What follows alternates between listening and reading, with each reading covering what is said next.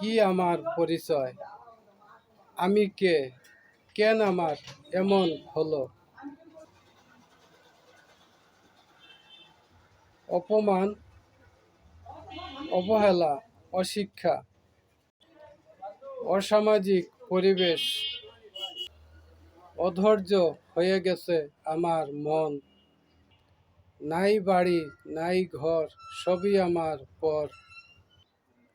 এই ছেলে, কালো গাড়ির গ্লাসের ভিতর থেকে কে ডাকে দেখি। জি স্যার, বলেন। তোর নাম কি? মন্টু। কোথায় থাকস? সদরঘাটে, গাছের নিচে, খোলা মাঠে, সারা জীবন ভরে। শোন মন্টু, সাবা খাইছনি? না স্যার, 2 দিন খাই নাই। 100 টাকা নে, হোটেলে ভাত খা। ঠিকানা নাও। কালো গাড়ি স্যার অনেক ভালো, মনে আসে আনন্দ। স্যার অনেক ধনী, প্রশাসনে কথা শুনে। বয়স আমার 13, অপরাধ হইল শুরু। হতদরিদ্র ও পথশিশু, টুকায় থাকতে নাই কোনো ভয়। স্যার দিছে অস্ত্র, করছি অনেক কিছু ধ্বংস। আমার জীবনের নাই কোনো মূল্য। মানুষের চোখের পানির নাই কোনো দাম।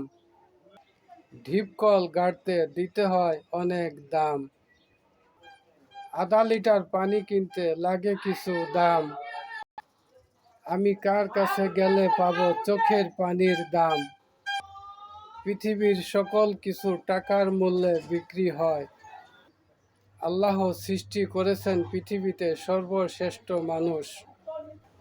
মানুষ কোনো কিছুর মূল্যে বিক্রি হয় না, কারণ মানুষ শব্দ করে কথা বলতে পারে এবং কানে শুনতে পারে ও সব কিছু বুঝতে পারে। আমার মন পৃথিবীর থেকেও অনেক বড়। কে পারবে কিনতে বলো?